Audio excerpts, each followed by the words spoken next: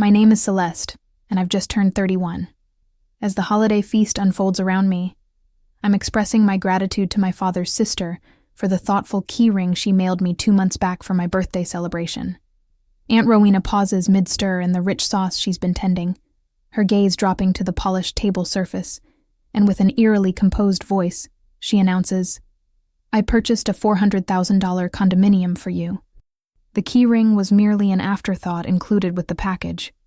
Every face at the gathering loses its cheerful expression instantly.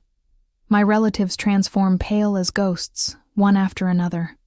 Where are all of you tuning in from right now? Share your city in the discussion area, and make sure to hit those engagement buttons if you've ever experienced what it's like to be the forgotten member of the household. You're going to want to stay tuned for the shocking events that followed. Let me rewind and explain the circumstances that brought us to this explosive moment. Imagine the scene. An immaculately arranged holiday table.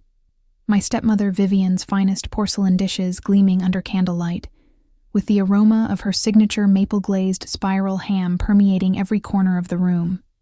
Everyone appears jovial, sharing platters around the table, performing the role of the ideal American family.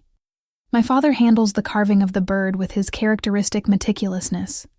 My 19-year-old stepsister Fiona keeps her eyes glued to her mobile device, despite the supposed prohibition on electronic devices during meals. Meanwhile, my stepmother Vivian orchestrates the entire production like a seasoned commander. Then there's my position at this table, the same chair I've occupied for 15 consecutive years since my father's second marriage, positioned directly beside petite Aunt Rowena, who flew in from Tucson as an unexpected surprise for the celebration. Seeing her genuinely brings me happiness. She represents the sole individual in this household who's consistently made me feel as though I actually have a rightful place here. "Aunt Rowena," I mention while extending my hand across the white linen to grasp hers warmly, "I cannot thank you enough for that keyring you sent for my birthday celebration. It's absolutely lovely, and I keep it with me constantly. From my handbag, I retrieve it for everyone to see. A straightforward silver chain attached to a modest heart-shaped pendant. Nothing extravagant in appearance, but originating from her. It carried immeasurable significance.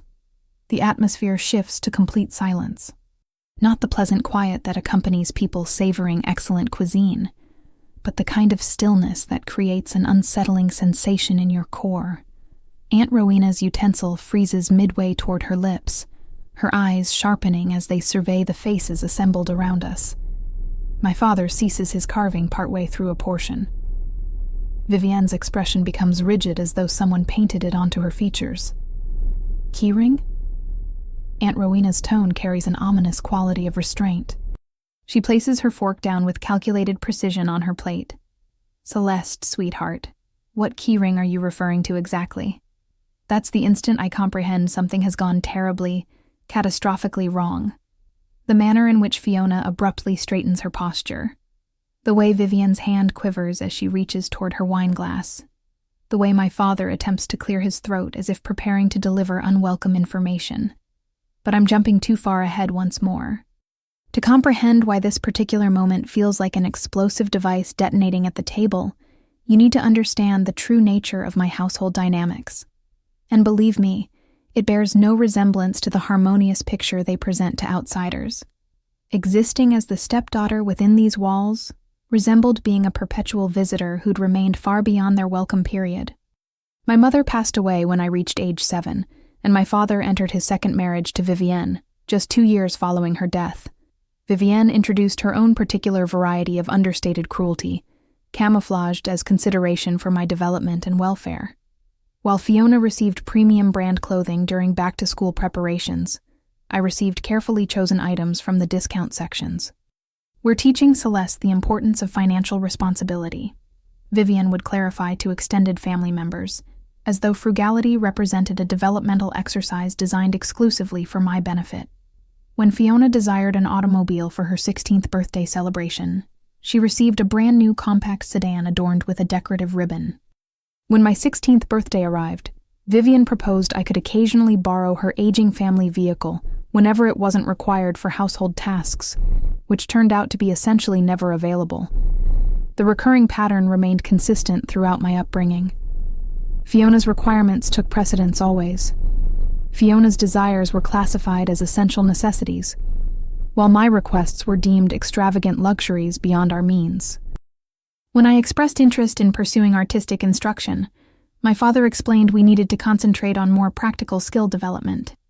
When Fiona wanted music lessons, they employed a private instructor who traveled to our residence twice weekly. Higher education was where the disparity became impossible for me to overlook or rationalize. I dedicated my final year of secondary school to employment at a cinema complex to accumulate savings, composed countless scholarship application essays, and selected my public state university specifically because the in-state tuition rates fit within my budget constraints. Fiona, conversely, submitted applications to 5 exclusive private institutions, with application processing fees exceeding my weekly earnings at the movie theater. But here's what truly affected me most profoundly. They conducted themselves as though this arrangement represented normalcy, as though providing entirely different treatment to their daughters constituted natural family hierarchy. When extended relatives commented on the obvious inequality, Vivian would offer a sweet smile and state, "Each young woman has different requirements and circumstances. Celeste is remarkably independent and capable of responsibility. Fiona requires additional guidance and support." Translation being, Celeste can manage independently and solve her own problems. Fiona deserves comprehensive care and provisions. The sole individual who ever confronted them regarding this disparity was Aunt Rowena, my father's sister.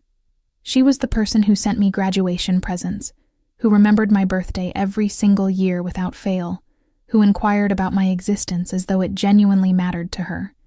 She never had offspring of her own, yet she treated me as though I held value, which after being raised in this household, felt absolutely revolutionary to my sense of worth. When I completed my university education with my nursing certification, graduating with honors and completely free of educational debt, thanks to scholarship awards and consistent employment throughout my studies, the family celebration consisted of an evening meal at a moderately priced chain restaurant. When Fiona graduated secondary school with barely passing marks averaging somewhere in the lower range, they organized a celebration event that cost more than the value of my automobile. By the time I relocated to independent living, I developed the understanding not to anticipate much from them regarding support or recognition. Holiday and birthday presents consisted of practical items I required regardless. Seasonal celebrations were occasions I attended physically but never truly belonged to emotionally. Family vacation trips were plans they arranged without considering my availability, not experiences they invited me to participate in, which explains precisely why Aunt Rowena held such importance in my world. She was the only person who genuinely made me feel like family. By age 25, I'd constructed an existence that bore no resemblance whatsoever to theirs. I was a single mother working as a pediatric healthcare professional, residing in a modest apartment with my 4-year-old son, Beckett.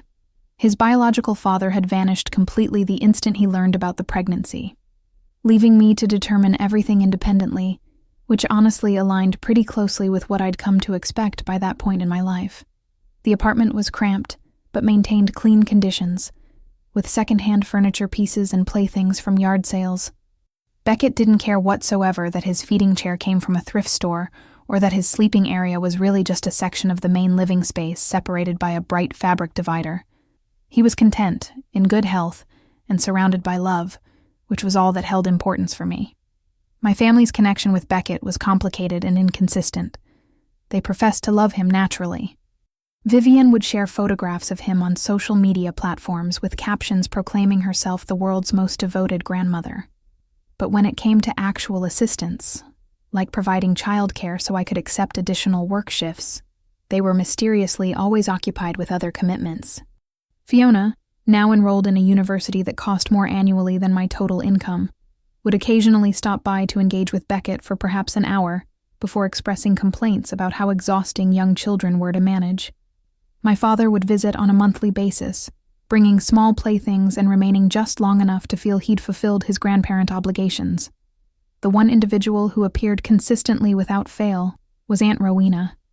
Every few weeks, she'd make the 2-hour drive from her residence to spend the weekend with us. She'd arrive carrying homemade baked goods, new storybooks for Beckett, and genuine curiosity about our daily lives.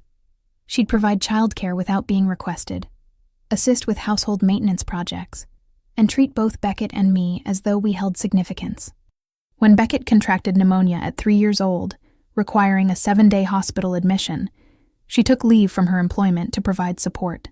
She slept in the uncomfortable hospital recliner, delivered fresh changes of clothing for me, and held Beckett when I needed to shower or consume meals. My own father visited twice during that entire week, both occasions lasting less than 60 minutes. That experience was when I recognized who constituted my genuine family. It wasn't the individuals who shared my surname or resided in the house where I grew up. It was the person who appeared when circumstances became difficult and challenging. The previous year, when Aunt Rowena telephoned to inform me she'd received a breast cancer diagnosis, I didn't hesitate for an instant. "What kind of support do you need?" I inquired immediately. "When are your medical appointments scheduled? Who's providing transportation to your treatments?" The answer, predictably, was nobody from the family. My father was excessively occupied with professional obligations. Vivian had prior commitments related to Fiona's university activities and social calendar. Fiona was, of course, too immature to handle such serious medical matters.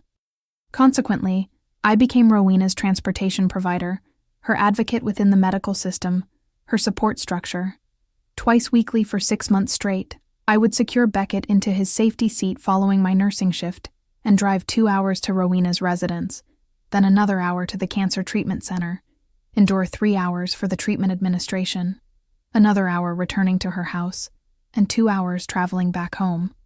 Beckett learned to occupy himself quietly in hospital waiting areas, using coloring materials that Rowena purchased for him. During the most severe periods of the chemotherapy treatments, I'd remain overnight at her home, ensuring she consumed nutrition, took her prescribed medications correctly, and didn't experience falls or injuries.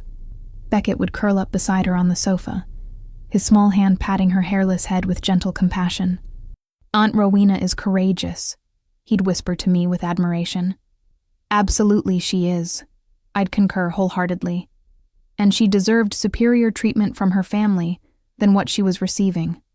The evening Rowena completed her final chemotherapy treatment round was among the most wonderful nights of my entire life. We sat together in her living area, Beckett sleeping peacefully between us, and she grasped my hand with more physical strength than she'd possessed in months. "You saved my existence," she said in hushed tones. "Not merely medically, though your nursing expertise certainly contributed significantly. You appeared when everyone else manufactured excuses for their absence. You made me feel valued and loved during a period when I felt forgotten and abandoned." I squeezed her hand in return. "Your family. Real family members do this for each other without hesitation." Her eyes filled with moisture. "Your father called me twice during the entire 6-month period. Twice total. Vivian sent a greeting card. Fiona texted occasionally. She shook her head in disgust at their behavior. But you, working full-time hours, raising a child alone without assistance, you discovered a method to be present every single time I needed you." The anger in her voice was a new quality I hadn't heard before. Rowena had always been diplomatic regarding family conflicts, the peacekeeper who smoothed over uncomfortable moments and tensions. But cancer, it appeared, had burned away her patience for maintaining false pretenses. "After Harrison died," she continued, referring to her husband who'd passed 3 years prior, "I thought about modifying my will and estate plans. He left me well provided for financially, and we never had children of our own. I'd always planned to leave everything to your father, assuming he'd take proper care of Fiona and provide help to you as needed. But this experience has shown me who actually deserves my consideration and resources." I felt uncomfortable with the direction of the conversation taking. "Rowena, you don't need to make any changes on my account." "Yes, I absolutely do." Her voice was firm and resolute. "You need to understand something, Celeste. I've been observing your family dynamic for years, making excuses for their behavior, hoping circumstances would improve. They haven't improved at all. If anything, they've deteriorated further." She was absolutely correct in her assessment. Even during her cancer treatment, when you'd think family would rally together in support, the patterns remained identical to before. My father would call me for updates on Rowena's condition, rather than calling her directly to check on her. Vivian would ask me to relay messages instead of picking up the phone herself. They treated me like a communication service between them and Rowena, rather than recognizing that I was the one actually providing her care. When Rowena's hair started growing back and her energy levels returned, she began making plans for her future. "I'm going to travel extensively," she announced one afternoon. All those places Harrison and I discussed visiting, but never got to experience. "I'm starting with Europe in the spring season. 3 months of seeing everything I've always wanted to see." I was thrilled for her new adventure. After everything she'd been through with the illness, she deserved every moment of joy and adventure she could find and experience. But I was also going to miss her terribly during her absence.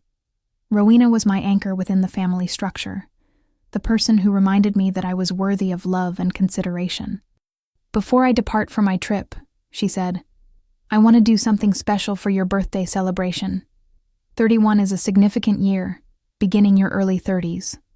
My birthday occurred in October, and Rowena departed for her European adventure right after celebrating with me in late October. She'd beaten cancer successfully, and she was finally living the life she'd dreamed of for so long. Her postcards arrived weekly, filled with stories of art museums in Amsterdam, coastal areas in Spain, and cuisine in France. She sounded happier than I'd ever heard her in all the years I'd known her. 3 days before my birthday date, a delivery truck pulled up to my apartment building complex. I wasn't expecting any deliveries, so I was confused when the driver handed me a clipboard to sign for a package. But there it was, clearly showing my name and address. A package from Rowena with a European postmark stamped across it. Inside was a small jewelry box containing a straightforward silver keyring with a heart pendant and a handwritten note. "Happy birthday, sweetheart. This is just a little something to hold you over until I get back and give you your real present. All my love, Aunt Rowena." It wasn't much in terms of monetary value, but knowing she'd thought of me while exploring ancient historical sites and famous cultural institutions made it perfect and meaningful. I attached it to my keys immediately and carried it everywhere, just as I'd told the family members at the holiday dinner. What I didn't know then was that this small key ring was meant to be an afterthought, a temporary placeholder for something much, much bigger and more significant. October 28th, my birthday, came and went quietly without fanfare. I worked a double shift at the hospital because holiday pay helped with upcoming seasonal expenses for Beckett. When I got home, exhausted but grateful for the extra compensation, there was a voicemail from my father wishing me a happy birthday and apologizing for forgetting to call earlier in the day. Vivian had apparently reminded him to make the call. Fiona sent a text message with cake imagery symbols. No card, no gift, no invitation to dinner together, just acknowledgments that yes, this was indeed the day I was born 31 years ago. It wasn't surprising based on past patterns, but it still stung a little emotionally. Beckett, at 4 years old, had made me a construction paper card at daycare with handprints and the words, "I love Mommy," spelled out in glittery adhesive letters. His gift was worth more than anything they could have bought me with money. Anyway, I called Rowena that evening using the international number she'd given me for emergencies or important conversations. "I got the key ring," I told her, fingering the silver heart pendant. "It's beautiful and meaningful. Thank you for thinking of me during your trip." "Oh, sweetheart." Her voice was filled with laughter, and something else I couldn't identify at the time. "That little thing is nothing compared to what's coming. Wait until you see what I really got you. It's going to change your life completely." I assumed she meant a nice piece of jewelry or maybe something special from one of the countries she was visiting during her travels. Rowena was generous with her affection, but her gifts were usually thoughtful, rather than extravagant or expensive. A woven scarf from Scotland or a cookbook from France would have been more than enough to make me happy and grateful. November passed quickly with the usual rhythm of work and childcare. Rowena's postcards kept arriving regularly, showing her adventures in different countries across the continent. She sounded energetic and joyful, making up for all the time she'd lost during treatment and recovery. In one card, she mentioned that she'd asked my father to handle something important for her while she was away overseas. Something about my birthday present that needed attention. I thought that was odd and unusual. Rowena usually handled her own affairs independently, and she'd never involved my father in gift-giving before in all the years I'd known her. But I assumed it was something simple and straightforward. Maybe having flowers delivered or coordinating the shipping of something too large to send internationally. December arrived with the usual pre-holiday chaos and busyness. My work schedule intensified as other nurses took vacation time with their families, and I was saving every penny for Beckett's holiday gifts. We'd started our Advent calendar tradition, reading seasonal stories each night and drinking hot chocolate while looking at decorative lights in our neighborhood. During this time period, I noticed Fiona posting pictures on social media from what looked like a new apartment or living space. The photos showed a beautiful living space with modern furniture, huge windows, and expensive-looking decorations throughout. When I mentioned it to my father during one of our brief phone calls, he said Fiona had gotten a great opportunity to house-sit for someone traveling internationally for an extended period. "Lucky girl," I said, not thinking much about it at the time. Fiona always seemed to land in comfortable situations through convenient connections. When she'd needed an internship for college requirements, Vivian's friend magically had an opening at her marketing firm. When she needed a summer job for spending money, my father's business partner suddenly needed an assistant. Fiona moved through life with invisible hands, smoothing her path and removing obstacles. Meanwhile, Beckett and I were planning our own humble holiday celebration. We'd made paper snowflakes for decorations and planned to buy a small tree from the lot down the street. I'd saved enough to buy him the building block set he'd been wanting and a few smaller gifts to open. It would be a simple celebration, but it would be filled with love and warmth. The invitation to holiday dinner at my father and Vivian's house came in mid-December.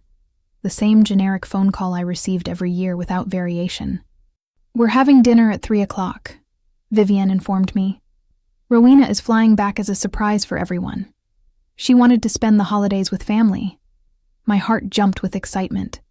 I hadn't seen Rowena since before her trip, and I'd missed her terribly during these months. The thought of having her at the holiday dinner made the whole event worthwhile and something to anticipate eagerly. Maybe this year would be different from previous years. Maybe with Rowena there, I'd actually feel like part of the family instead of a courtesy invitation. I spent extra money I couldn't really afford on a nice dress for dinner and a small gift for everyone at the gathering. Beckett was excited to see his great aunt again and to play with whatever new books she'd inevitably brought him from her travels across Europe. I had absolutely no idea that Rowena's surprise return was about to expose a betrayal that would shatter my understanding of my family forever and change everything.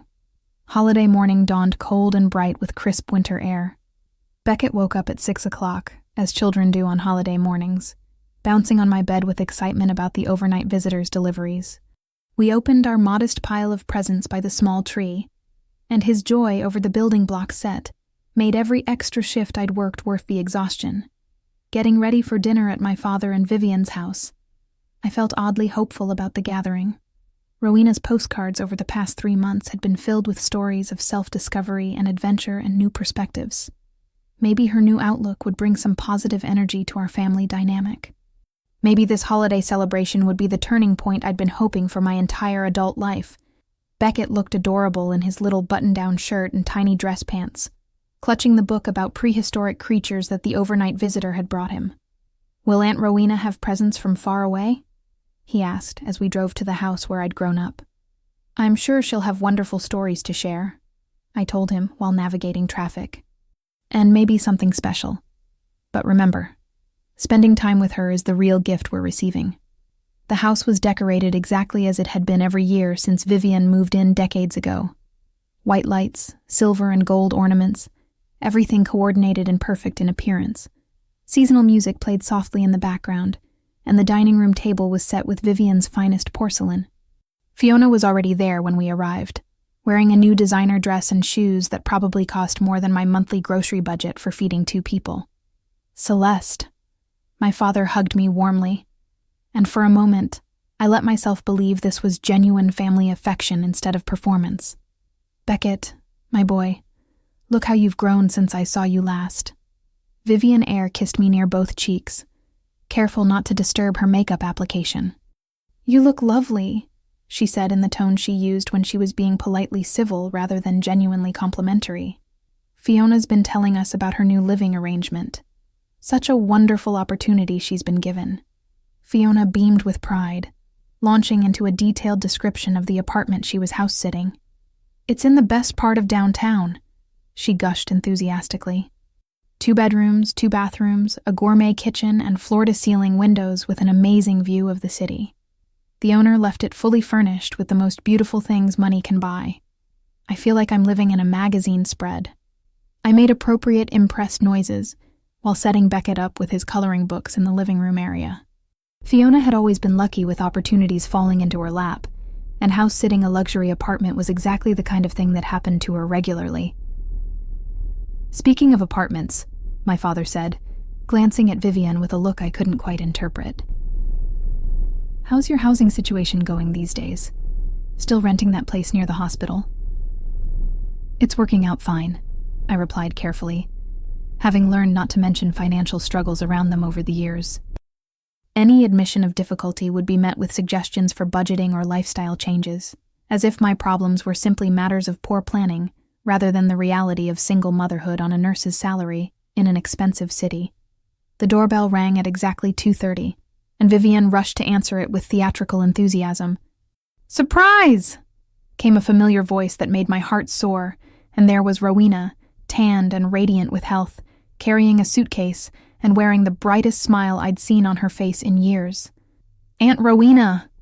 Beckett launched himself at her legs with abandon, and she scooped him up with enthusiasm that showed how much she'd missed us during her time away.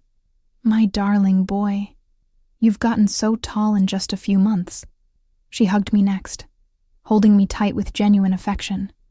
"And my sweet Celeste, I've missed you both so tremendously much." She looked incredible, transformed from the person I'd last seen. The weight she'd lost during chemotherapy had been replaced with muscle from all the walking she'd done in European cities. Her hair had grown back thicker than before the treatment, and her skin glowed with the confidence of someone who'd spent months doing exactly what she wanted without restriction. "How was your trip?" I asked, genuine joy filling my voice and expression. "Your postcards made it sound like the adventure of a lifetime." "It was everything I dreamed it would be and more," she said, her eyes twinkling with happy memories. "But I was ready to come home to the people I love most in this world." Over the next hour, Rowena entertained us with stories of her travels across the continent. She'd hiked portions of ancient pilgrimage routes, taken cooking classes in Italian villas, and spent weeks in museums she'd only dreamed of visiting. The whole family seemed more relaxed with her presence, as if she reminded them how to actually enjoy each other's company without tension.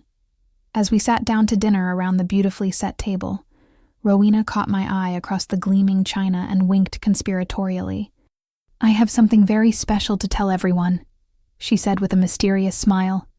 "But first, let's enjoy Vivian's beautiful meal she's prepared." The conversation flowed more naturally than it had in years of family gatherings. Even Fiona seemed less focused on herself, genuinely interested in Rowena's adventures abroad. I found myself relaxing into the moment, remembering what family dinners could feel like when they weren't full of underlying tension and unspoken resentments. That's when I made the comment that changed everything irrevocably.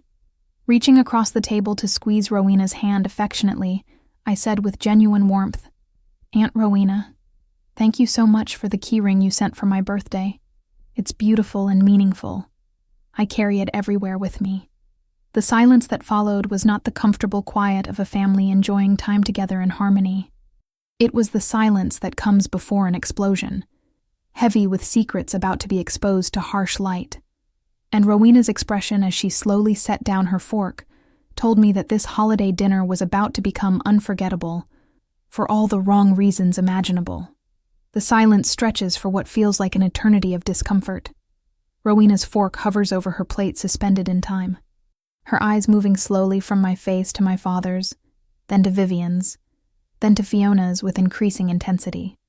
You know that moment in films when the music stops, and you hear every small sound amplified beyond normal.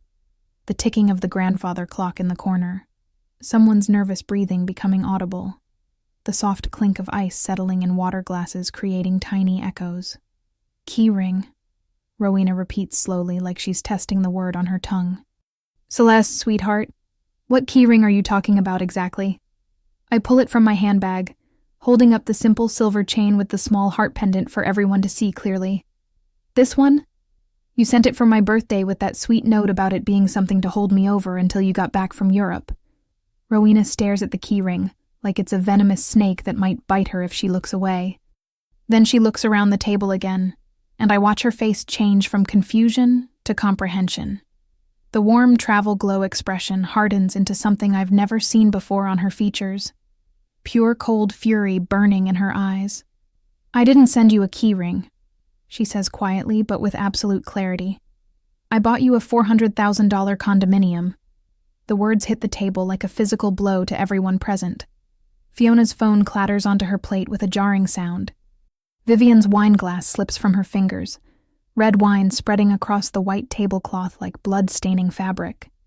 My father's face goes through several colors before settling on gray like ash. And me? I just sit there blinking stupidly because surely I misheard what she said. Surely my 70-year-old aunt didn't just say she bought me a condominium worth more than I'll make in 10 years of nursing.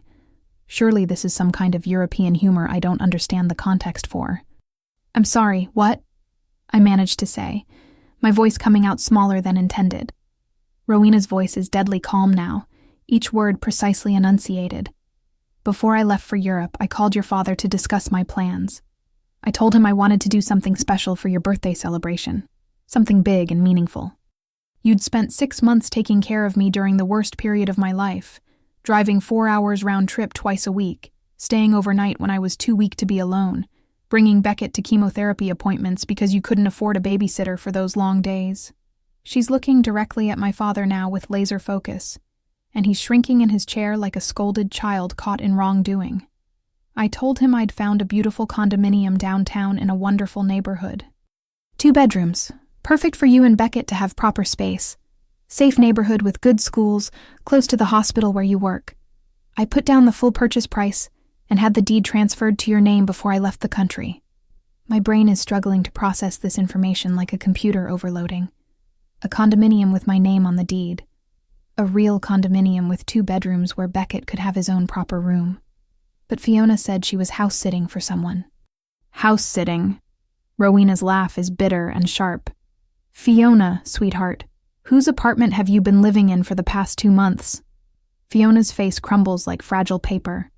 She looks at Vivian with pure panic in her expression, like a child who's been caught lying about breaking something valuable and irreplaceable. Mom, you promised me this wouldn't happen. What exactly did she promise you? Rowena asks, and her voice could freeze fire with its coldness. The floodgates open with Fiona's response. She starts crying, but not the delicate tears of a wronged princess in distress. These are ugly, panicked sobs of someone whose world is collapsing around them. Mom said you'd never find out about the arrangement. She said Aunt Rowena would be traveling for months, and by the time she got back, I'd be settled in the apartment, and you'd just have to accept it as the new reality. I have to hand it to them for the sheer audacity. The logic is almost impressive in its calculated boldness. Take a gift meant for me, give it to the golden child instead, and frame it as fairness. Because I already had somewhere to live. You know, my tiny 2-bedroom rental, where Beckett and I share the living room because his bedroom is actually a converted closet barely large enough for his bed. My father finally finds his voice, though it comes out as more of a croak than actual speech. Rowena, I can explain the situation.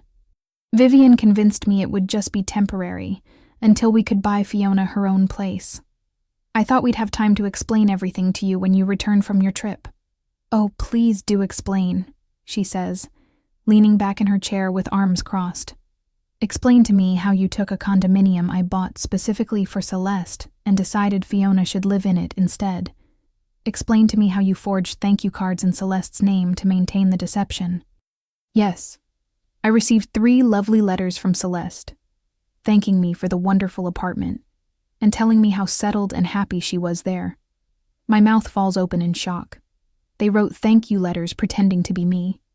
Actually sat down and pretended to be me, expressing gratitude for a gift they stole without remorse. The sheer planning involved is breathtaking in its calculated deception. We were going to tell her eventually. Vivian jumps in, and I almost laugh at how predictable she is. When caught red-handed in wrongdoing, Vivian always has a timeline that makes everything acceptable in her mind. We thought Fiona needed the space for college just for a few years while she completes her education. Celeste is so independent and capable. She's been managing fine on her own. We were going to give her the apartment after Fiona graduated from university. In 4 years, I say flatly, finding my voice. You were going to give me my own birthday present in 4 years from now. It's not like that, my father says desperately, searching for words. We just thought, practical considerations, Fiona's education and future career. And there it is like clockwork, the same old song playing on repeat. Fiona's needs come first always. Fiona's future matters more than mine. Fiona deserves the better option because she's Fiona, the golden child who's never had to work for anything in her entire life, never had to sacrifice comfort, never had to choose between buying groceries and paying rent on time. I look around the table at these people I've called family for 24 years of my existence. My father squirming in his seat, avoiding my eyes completely. Vivian frantically calculating how to spin this into something acceptable to outside observers. Fiona still sobbing like she's the victim in this scenario, instead of a willing participant. And you know what strikes me most? For the first time in my adult life, I feel completely calm about the situation. Not hurt emotionally, not angry with rage, just clear in my understanding, like someone just handed me prescription glasses after years of trying to see through a dirty window. Rowena stands up slowly from her chair, her hands shaking with barely controlled fury radiating from her. When she speaks, her voice trembles with emotion. So all 3 of you knew this condominium belonged to Celeste and decided to steal it anyway. Is that what I'm understanding here correctly? My father looks genuinely stunned by her directness. Rowena, we never meant to harm anyone. I want the keys to that apartment right now, Rowena demands. Rowena, please. Let's discuss this rationally and calmly. My father starts his usual deflection. Rationally? She laughs, and it's not a pleasant sound to hear. You want to discuss rationality? Let's talk about how rational it was to steal from your own daughter. Let's talk about how rational it was to lie to me for 2 months while I was overseas.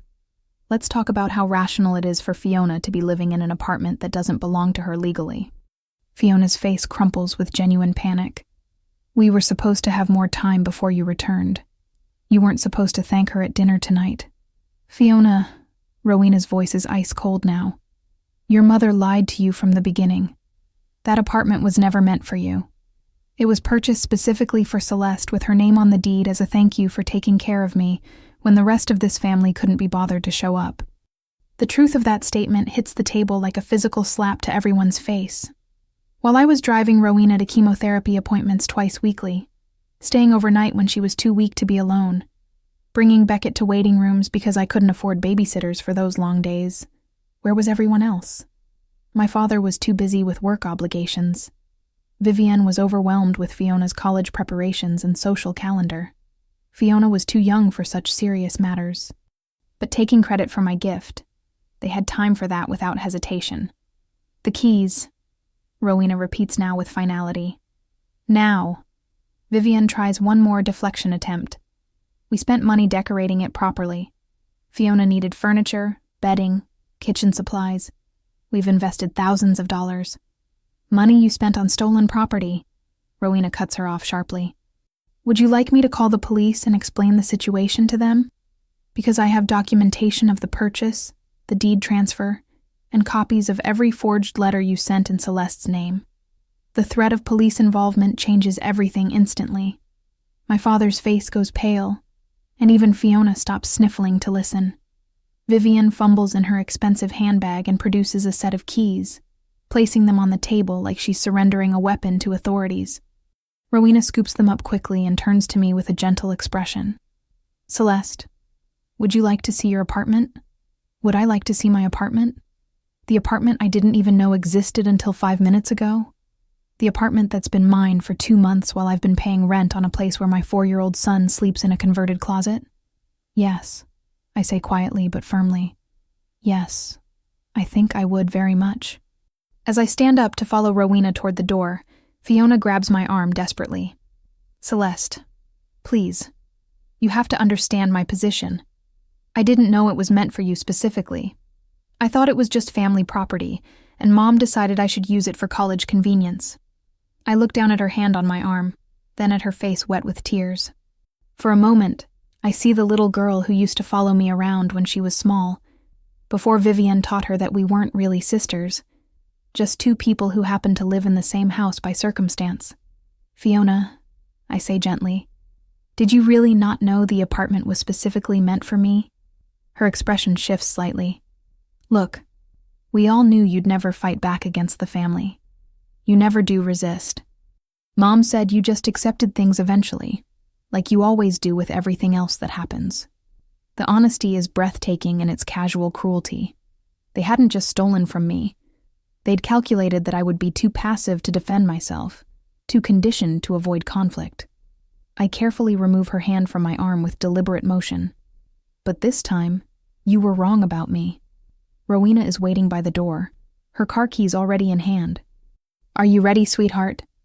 Beckett has been remarkably quiet throughout this entire exchange, coloring in his prehistoric creature book and occasionally looking up at the adults with the resigned expression of a child who's learned that grown-up conversations often don't make sense to young minds. I gather him up along with his books and crayons. We're going to see a new place, I tell him as I buckle him into his safety seat in Rowena's vehicle. Aunt Rowena has a surprise for us. As we pull out of the driveway, I see Vivian and Fiona standing in the doorway watching us leave with stricken expressions. My father is nowhere to be seen anywhere. He's probably in his study doing what he always does when family situations get uncomfortable, hiding until someone else fixes the problem for him. The drive to downtown takes 20 minutes, during which Rowena fills in the details I've been missing about the condominium. It's in a converted historic building with original hardwood floors and huge windows throughout. It's walking distance from Beckett's daycare facility and a short commute to the hospital where I work. The neighborhood has tree-lined streets, a small park perfect for children, and the kind of coffee shop where locals actually know your name and remember your order. I looked at dozens of places over several weeks, Rowena says as we drive through increasingly nice neighborhoods. But when I saw this one, I knew it was perfect for you both. It felt like home immediately. We pull up in front of a beautiful brick building with black shutters and flower boxes in the windows displaying seasonal plants. It's the kind of place I'd walked past before and imagined living in, but never seriously considered because it was so far out of my price range as a single mother. "Third floor," Rowena says, leading us to the entrance with obvious pride. Corner unit with views of the park across the street. The elevator is small and charming with brass buttons and wood paneling that speaks of careful restoration. Beckett presses the button for the third floor and bounces with excitement about the adventure. When the doors open smoothly, Rowena leads us to a door marked 3C and unlocks it with the keys she took from Vivienne at dinner. The door swings open, and I step into the most beautiful living space I've ever seen in my entire life. The condominium is stunning, not because it's fancy or expensive, but because it's absolutely perfect for our needs. Warm hardwood floors stretch through an open living area, with windows that flood the space with natural light from multiple directions. The kitchen has white cabinets and granite countertops that gleam like they've never been used for actual cooking. Through the living room windows, I can see the park Rowena mentioned with mature trees and a playground where children are playing even in the December cold. 2 bedrooms, Rowena says, leading us down a hallway with pride in her voice. This one would be Beckett's room. Beckett's potential bedroom is twice the size of our current entire living room. It has built-in bookshelves already installed, a large closet with proper storage, and windows facing east so he'd wake up to morning sunshine every day. He immediately runs to the window and presses his face against the glass with excitement.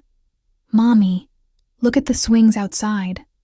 The master bedroom takes my breath away completely.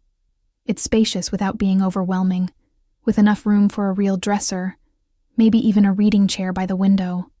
The closet is bigger than Beckett's current sleeping space in our apartment, but what gets me most is the bathroom attached.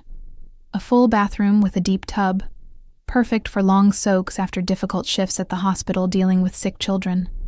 The previous tenant left some furniture, Rowena explains as we walk back to the living area. Basic pieces that I thought you might want to keep rather than replace. That's when I noticed that the condominium isn't empty of furnishings. There's a sectional sofa in soft gray fabric that looks incredibly comfortable, a coffee table that looks like real wood instead of particle board, and a dining set that could actually seat 6 people for meals. The kitchen is stocked with dishes, cookware, and even small appliances lined up neatly. But these aren't the basic pieces Rowena mentioned casually. These are expensive items carefully chosen to complement the space perfectly. The kind of furniture I browse in stores but never buy because it costs more than I make in a month of full-time work.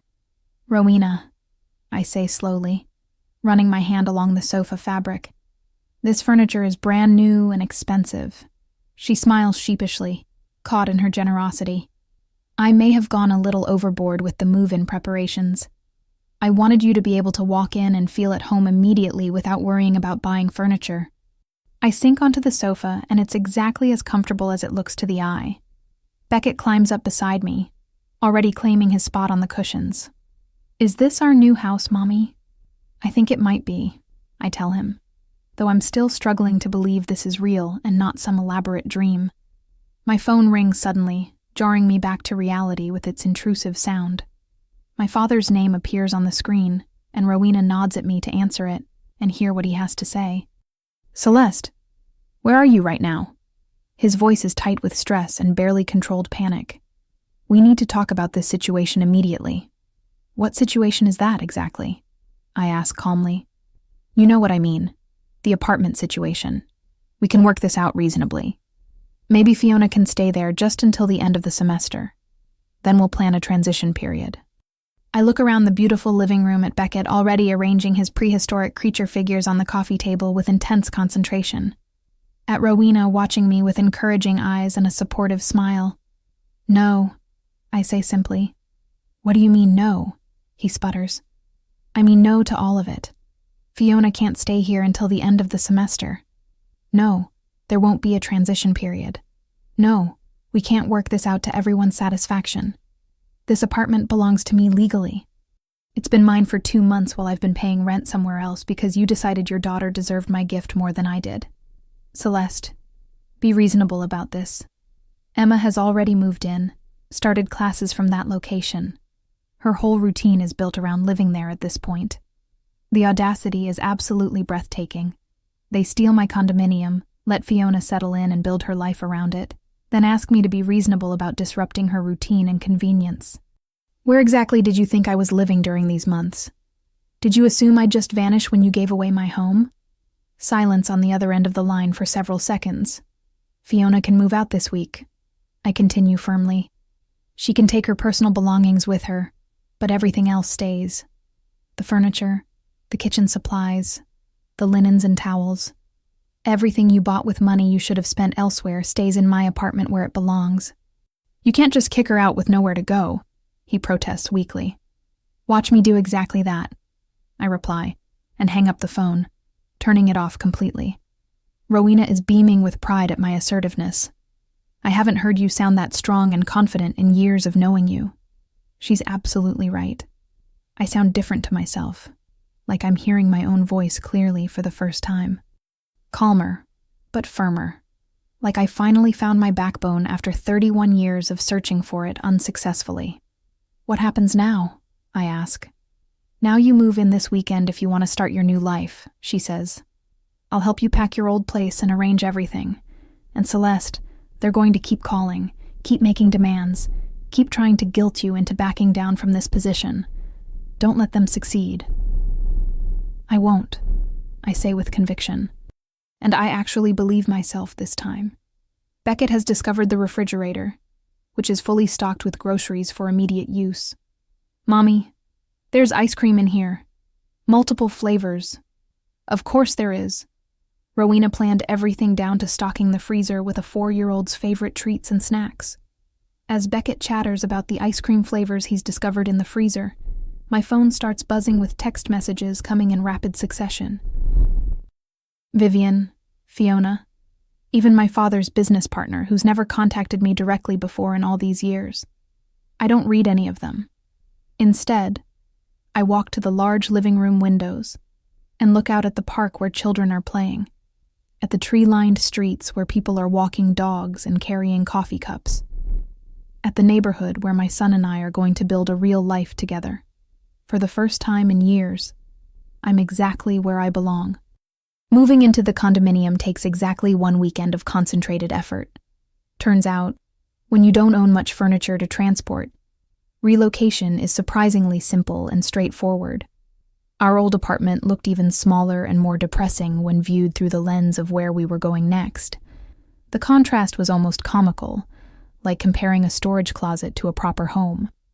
Beckett adapted to the change with the remarkable resilience that small children possess naturally, treating the move like an adventure, rather than an upheaval of his familiar routine.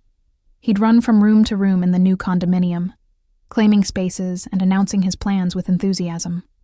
"This is where my prehistoric creatures will live," he declared about the built-in shelves in his bedroom. "This is where I'll eat my cereal every morning," he announced about the breakfast bar in the kitchen area. Rowena helped with everything from packing boxes to setting up utilities in my name legally. She'd thought of details I wouldn't have considered on my own: registering Beckett for the school district, finding a pediatrician in the neighborhood, even locating the nearest grocery store and dry cleaning service.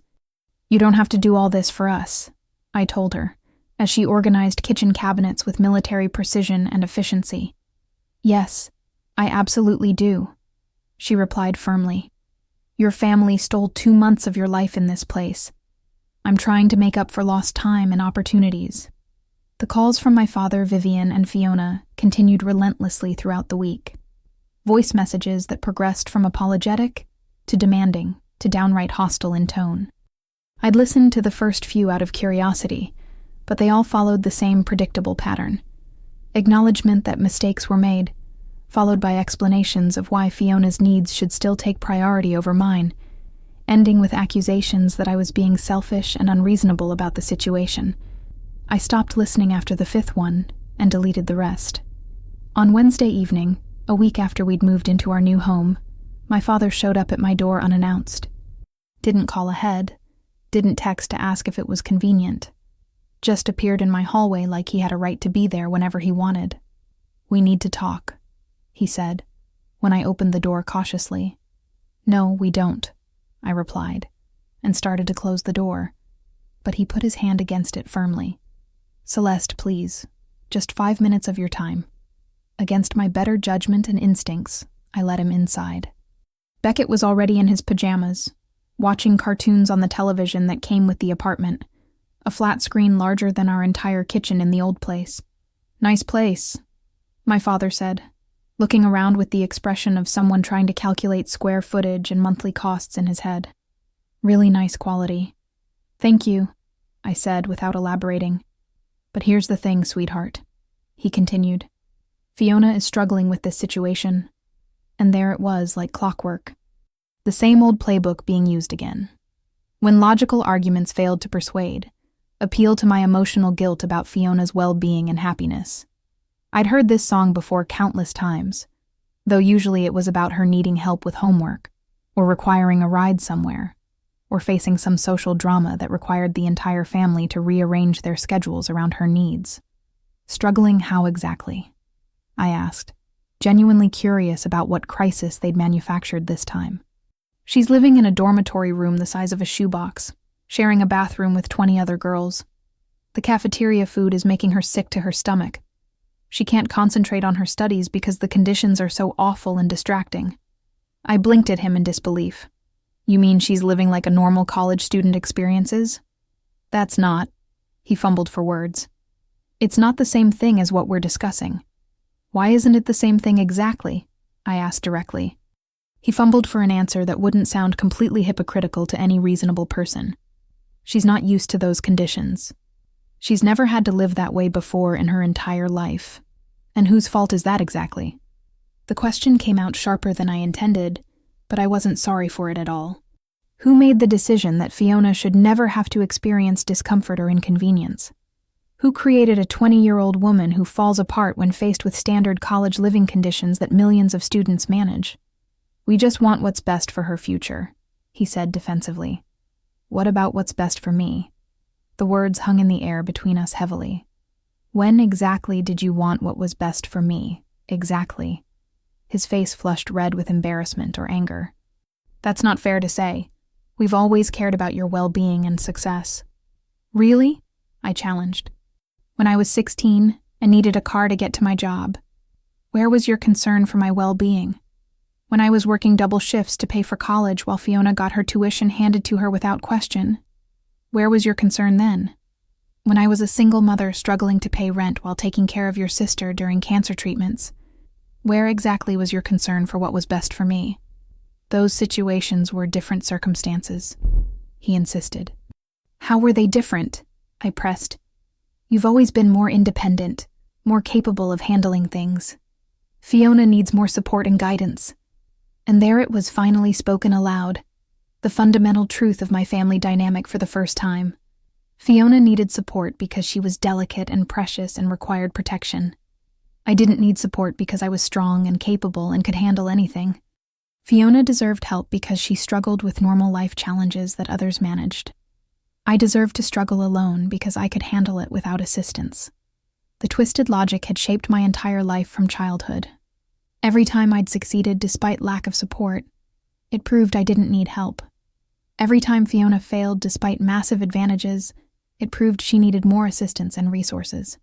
Dad, I said quietly but firmly, I need you to leave now. Celeste, come on, he pleaded. Can't we work something out that's fair to everyone? Maybe Fiona could just use the second bedroom when she needs to study or stay here on weekends when the dormitory is too loud for her concentration. Get out of my home, I said clearly.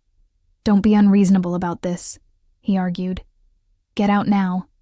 I raised my voice, the volume surprising me. Beckett looked up from his cartoons with wide eyes.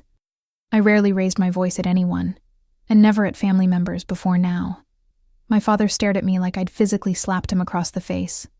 I don't know what's happened to you, but this isn't the daughter I raised. You're absolutely right about that, I said, walking to the door and opening it wide.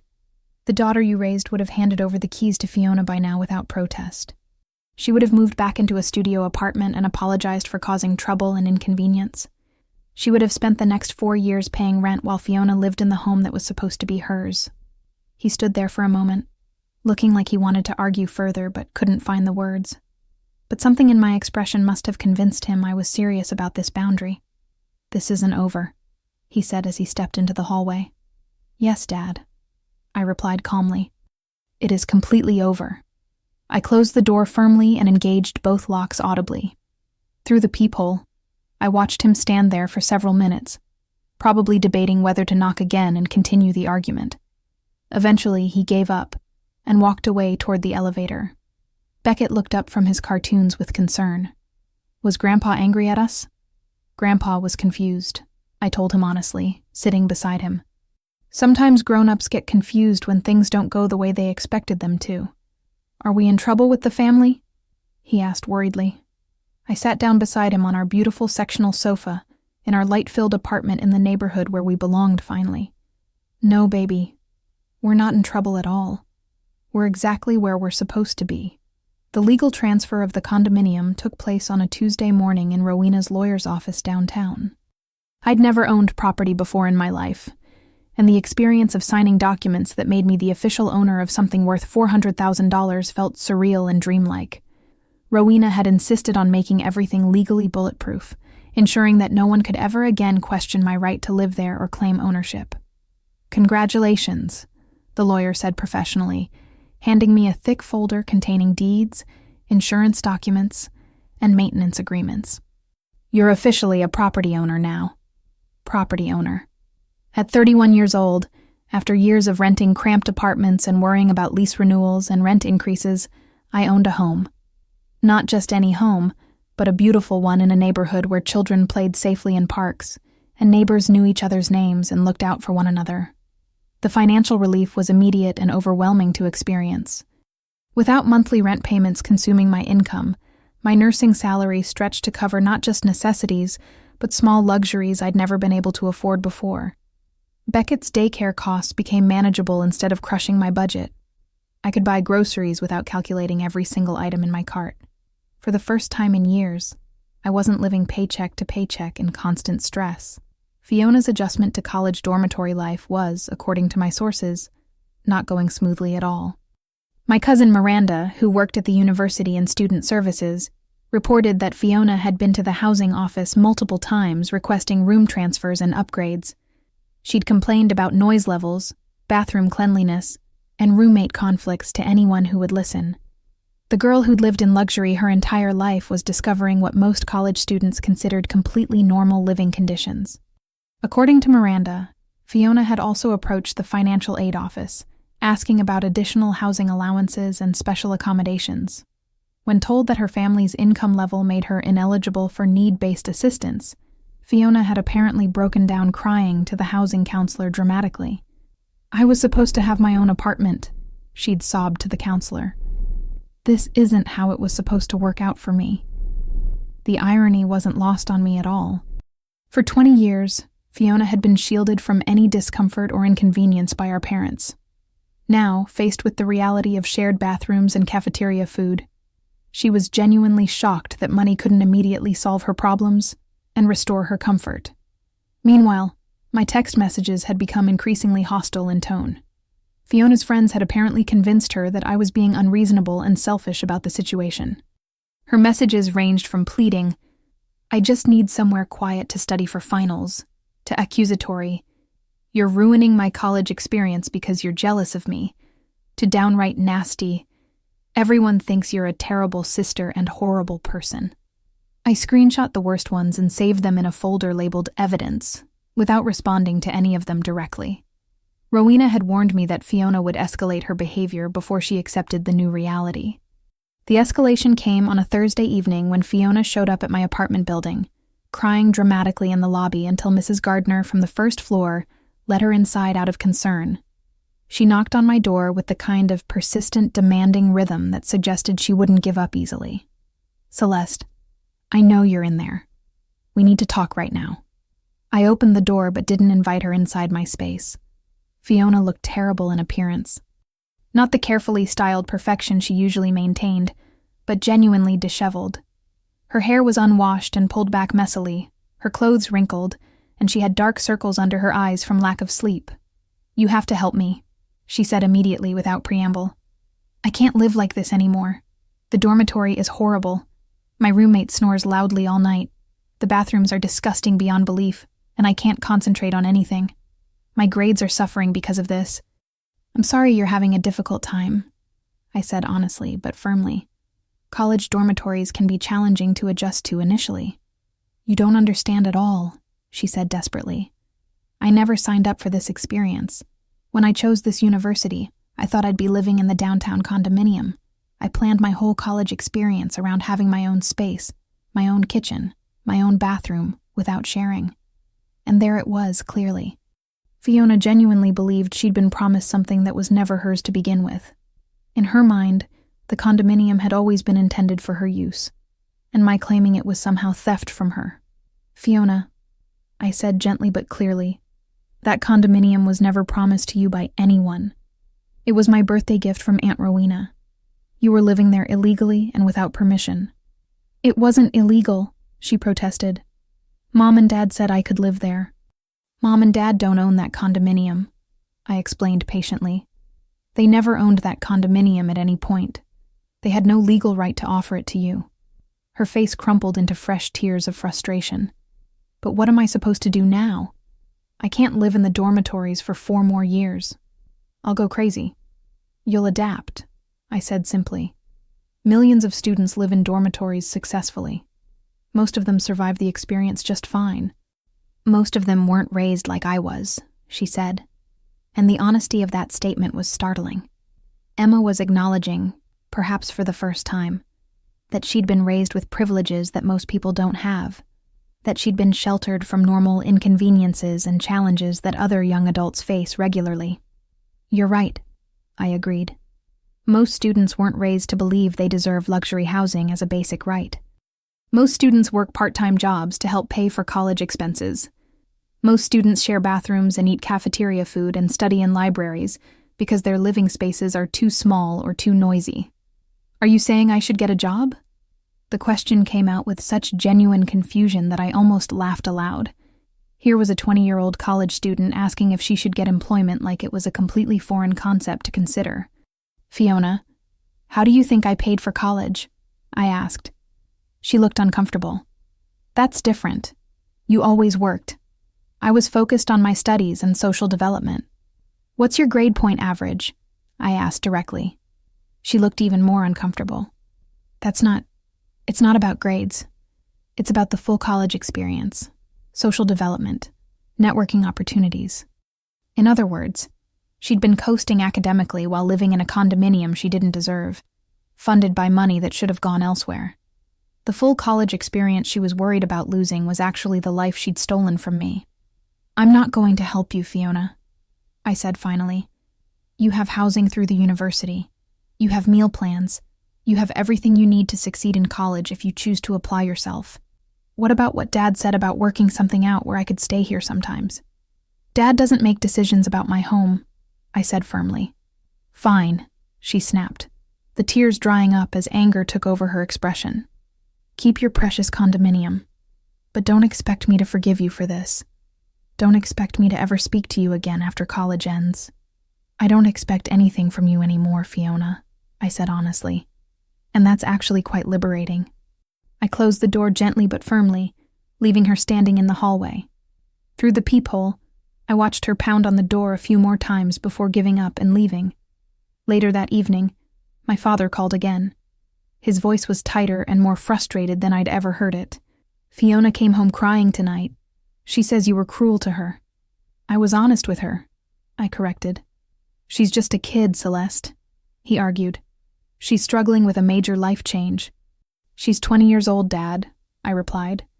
"When I was 20, I was working full-time while going to school full-time and raising Beckett on my own without help.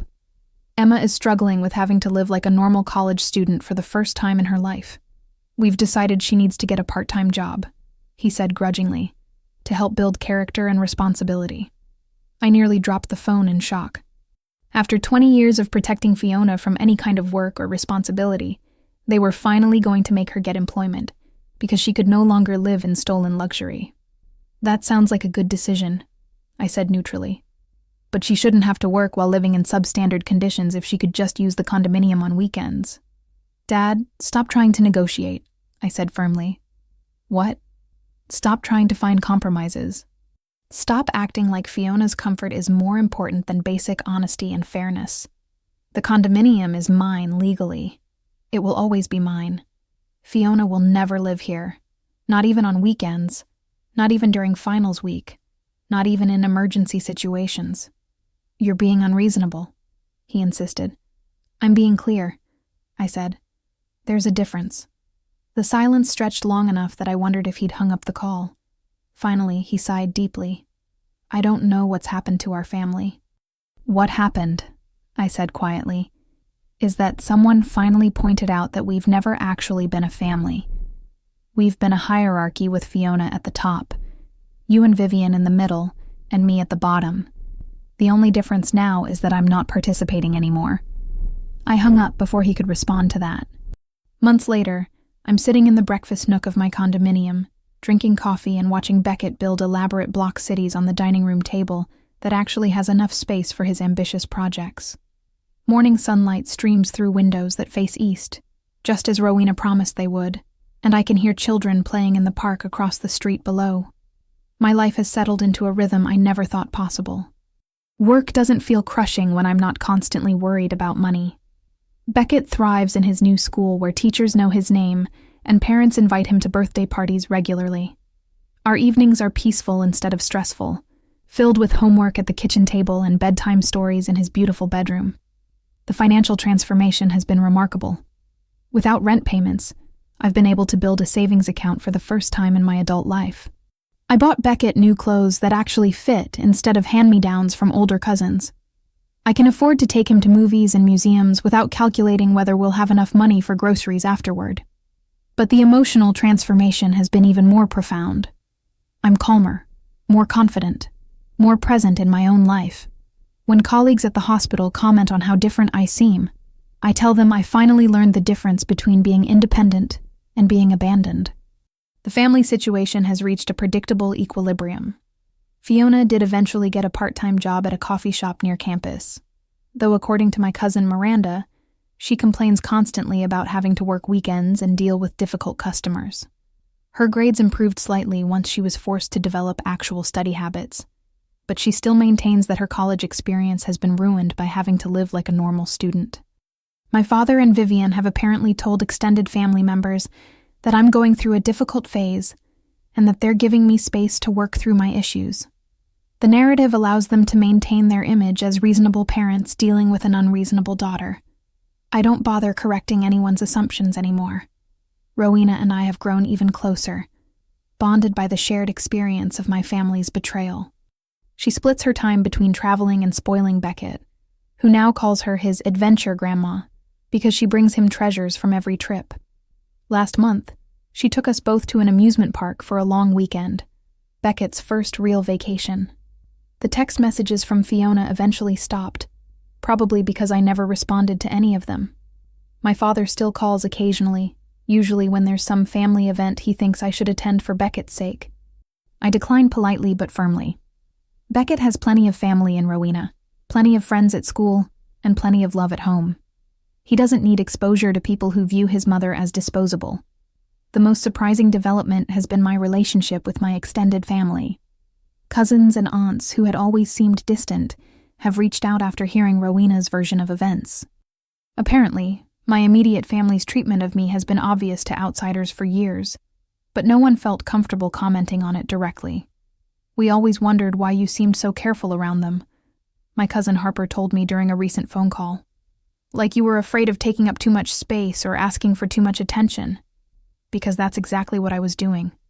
I'd spent 31 years trying to prove I deserved to exist in my own family, moderating my needs, minimizing my presence, making myself small enough to fit into the leftover spaces of their attention. Not anymore. This morning's mail brought a wedding invitation from a college friend, and for the first time in years, I can afford to buy a nice gift and travel to celebrate with her. Tonight, Beckett and I are going to the Children's Theater downtown, something we've never been able to afford before. This weekend, we're hosting Rowena for dinner in our beautiful dining room, using the good dishes that came with the apartment. These aren't dramatic victories or life-changing moments. They're just normal experiences of a stable, comfortable life. But after years of struggle and uncertainty, normal feels revolutionary. My phone buzzes with a text from an unknown number, and for a moment, my old anxiety kicks in. But it's not Fiona, or my father, or Vivian with another demand or guilt trip. It's a colleague from work, asking if I want to join a group of nurses going out for dinner next week. Yes, I text back immediately. I'd love to join you. I can afford dinner out with friends now. I have reliable babysitting because Mrs. Gardner downstairs adores Beckett and enjoys earning extra money watching him occasionally. I have the emotional energy for social relationships because I'm not constantly managing family drama or financial stress. Looking back now, I realize that what happened at that holiday dinner wasn't really about the condominium, though the property changed everything. It was about finally seeing my family clearly without the fog of obligation and hope that had clouded my vision for decades. They didn't stop loving me. They never started. But Rowena did. Beckett does. My real friends do. And most importantly, I've finally learned to love myself enough to demand better treatment. The condominium was a gift, but the life I've built here, that's something I earned through years of perseverance. The transformation in my daily existence extends beyond just the physical space we now occupy. There's a mental and emotional shift that came with finally standing up for myself after 3 decades of accepting less than I deserved. Every morning when I wake up in my bedroom, the first thing I see is sunlight streaming through windows that overlook a neighborhood where people greet each other by name. It's such a stark contrast to my previous apartment where the view was a brick wall and the sounds were sirens and arguments from neighboring units. Beckett's development has been remarkable to witness. His teacher commented last week that he seems more confident, more willing to participate in class discussions, more eager to make friends. Children absorb the energy of their environment, and when that environment shifts from stress and scarcity to stability and security, they blossom. Watching him thrive makes every difficult conversation with my family worth it. The relationship with Rowena has deepened in ways I couldn't have predicted. We talk nearly every day now, sometimes about practical matters like household maintenance or Beckett's school activities, but often about deeper things.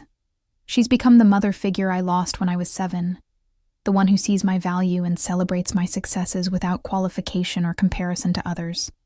Last week, she told me she was revising her will again, not to leave me money, but to establish a trust for Beckett's education. He deserves opportunities, she said firmly. And I'm going to make sure he gets them, regardless of what the rest of the family does or doesn't do. My nursing colleagues have noticed the change in me as well. I'm more assertive in patient care discussions, more willing to advocate for what I know is right, more confident in my clinical judgments. One of the senior physicians pulled me aside recently and asked what had changed. When I explained the situation briefly, she nodded knowingly. Family dynamics can hold us back in ways we don't even recognize, she said. Sometimes the kindest thing we can do for ourselves is establish firm boundaries, even when it feels harsh to others. The financial stability has opened doors I didn't even know existed. I've started contributing to a retirement account for the first time ever. I've been able to take Beckett to specialists for minor health concerns without worrying about the copays. I bought myself a professional wardrobe that makes me feel competent and put together at work, instead of wearing the same rotation of discount scrubs. These might seem like small things to people who've always had financial security, but to me, they represent a complete transformation in quality of life. There have been unexpected benefits as well. The neighborhood we now live in has a strong sense of community. There's a parent group that organizes playdates and outings. There's a book club that meets monthly at the local coffee shop. There's a community garden where residents can rent plots to grow vegetables. I've joined all of these activities, and for the first time in my adult life, I have a social network that exists independently of my family or work obligations. Mrs. Gardner, the neighbor who let Fiona into the building that night, apologized profusely when she learned the full story. I had no idea there was family drama, she said. She looked so distressed. I thought there was an emergency. I reassured her that she'd done nothing wrong, that she couldn't have known the context. She's become a wonderful friend and occasional babysitter, and Beckett adores her. She's teaching him to bake, and he comes home with cookies and stories about measuring cups and mixing bowls. The hardest part of this new life has been managing my emotions around the family situation. There are moments, usually late at night when Beckett is asleep and the condominium is quiet, when I feel a profound sadness about what I never had. It's not sadness about the current situation. I don't regret my choices at all. It's grief for the childhood I should have had, for the father who should have protected me, for the family that should have valued me. My therapist, another luxury I can now afford, tells me this grief is healthy and necessary. You're mourning what could have been, she explained. That's a natural part of accepting what actually was. I've also had to work through some complicated feelings about Fiona. She's not entirely a villain in this story, though she participated in the deception willingly. She's a product of the same dysfunctional family system that shaped me, just from a different position within it. She was taught that her needs mattered more, that she deserved special treatment, that the world would bend to accommodate her preferences. Those lessons will serve her poorly in adulthood, and part of me feels sorry for her. But that sympathy doesn't mean I'm willing to sacrifice my own well-being for hers anymore. My father has made a few more attempts at reconciliation, always framed in terms of letting bygones be bygones and moving forward as a family. He genuinely doesn't seem to understand why I can't just forgive and forget. It's in the past now, he said during our last conversation. Why can't we just put it behind us? I tried to explain that trust, once broken so fundamentally, can't be rebuilt without genuine accountability and changed behavior. He hasn't demonstrated either. He still maintains that they were trying to do what was best for everyone, that it was a complicated situation with no perfect solution. The fact that he can't acknowledge the basic wrongness of stealing from me tells me everything I need to know about whether our relationship can be salvaged. Vivienne has taken a different approach. She's resorted to social manipulation, telling extended family members her version of events, where she and my father were trying to help both daughters, and I've overreacted to a minor misunderstanding. Some relatives have bought this narrative entirely. Others have seen through it. I've learned to accept that some people will always believe the version of the story that makes them most comfortable, regardless of the facts. The most surprising ally has been my cousin Harper, who I'd never been particularly close to growing up. She reached out after hearing about the situation and shared her own experiences with family favoritism and dysfunction. "Everyone always thought your family was so perfect," she told me. "The successful father, the beautiful stepmother, the picture-perfect daughters. But those of us who paid attention could see the cracks. The way they talked about you versus Fiona. The way they celebrated her mediocre achievements while dismissing your exceptional ones. It was subtle, but it was there. Having someone validate my experience, someone who witnessed it from the outside, was incredibly healing." Beckett asked me last week why we don't see Grandpa and Grandma Vivian anymore. I'd been dreading this conversation, trying to figure out how to explain adult conflicts to a 5-year-old without damaging his understanding of family relationships. I settled on a simple truth. Sometimes grown-ups make choices that hurt other people, I told him. When that happens, the person who got hurt needs to protect themselves, even if it means spending less time with the people who hurt them. He seemed to accept this explanation, then asked if he'd still see Aunt Rowena. "Absolutely," I assured him. "Aunt Rowena will always be part of our family." "Good," he said, returning to his toys. "She's my favorite anyway. Out of the mouths of children comes wisdom. Rowena is our family, the one we chose and who chose us back. The biological connections, the legal ties, the shared history. None of that matters as much as the mutual care and respect that defines real relationships." As I finish my coffee and get ready for another day at a job I enjoy in a home I love with a child who feels secure and happy, I think about that moment at the holiday table when the truth exploded like a bomb in the middle of Vivian's perfect dinner. The best part wasn't watching their faces when they realized they'd been caught in their deception. The best part was watching my own reflection in the dining room mirror and seeing a woman who finally knew exactly what she was worth, who finally understood that demanding respect and honesty isn't selfish. It's necessary. This journey from doormat to advocate for my own well-being hasn't been easy. There have been moments of doubt, times when the old conditioning kicked in, and I wondered if I was being too harsh, too unforgiving, too demanding. But each time those thoughts surfaced, I reminded myself of the facts. They stole from me. They lied to me. They forged my signature on letters. They calculated that I would be too passive to fight back. These aren't minor misunderstandings or difference of opinion. These are fundamental betrayals that reveal how little they valued me. The other day, I ran into an old family friend at the grocery store. She'd heard about the situation through the grapevine and wanted to share her perspective. "Your father is heartbroken," she told me. "He really wants to fix this." I considered her words carefully before responding. "He's heartbroken that there are consequences for his actions," I said. "If he truly wanted to fix this, he would start by acknowledging what he did wrong and apologizing without qualifications. He would accept that the condominium is mine and that Fiona has no claim to it.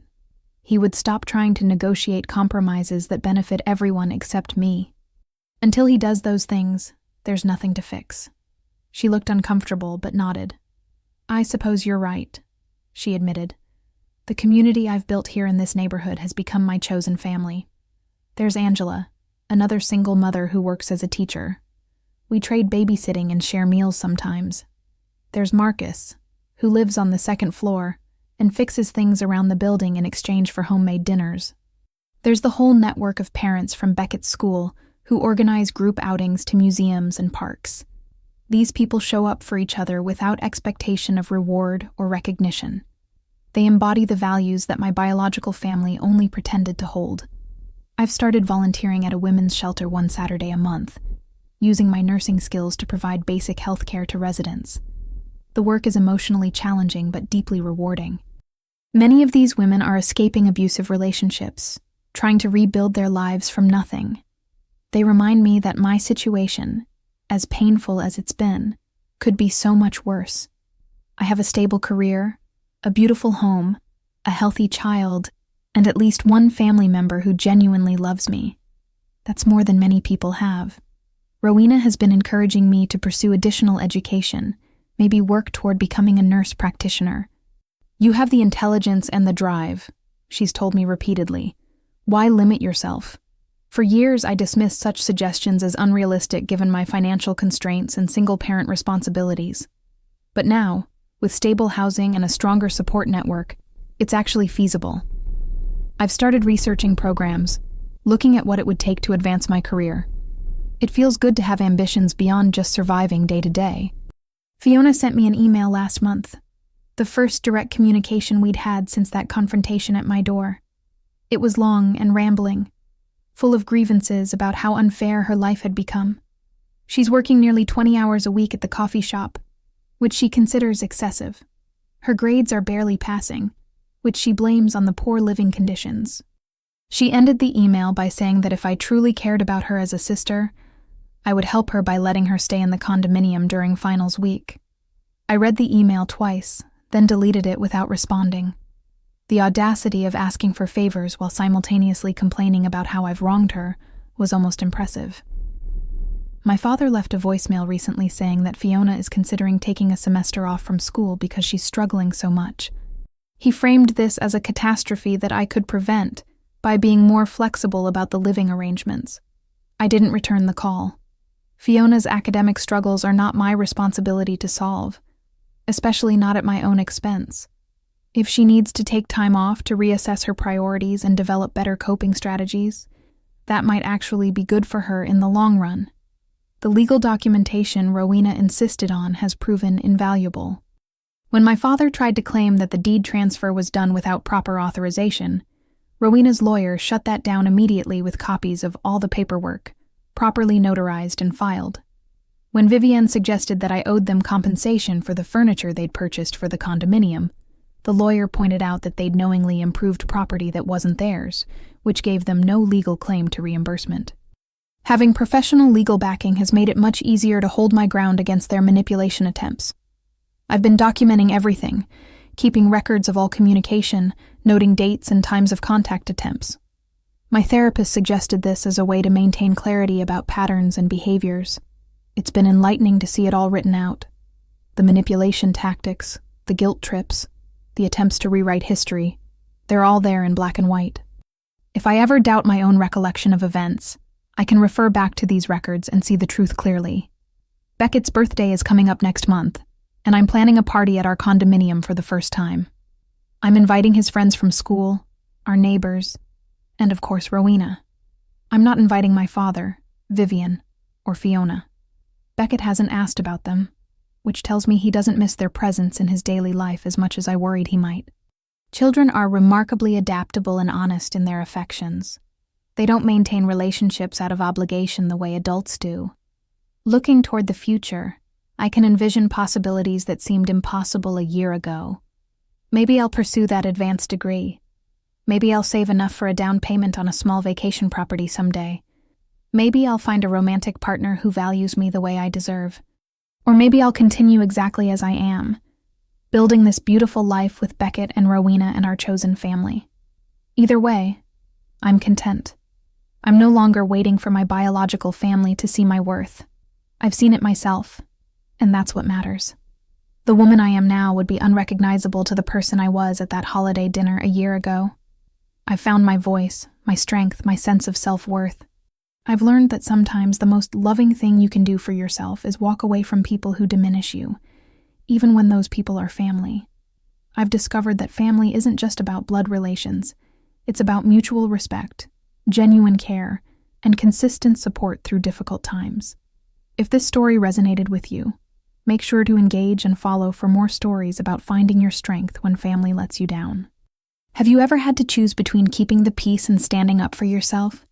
Have you ever had to walk away from family members who didn't value you? Have you ever discovered that your chosen family was more supportive than your biological one?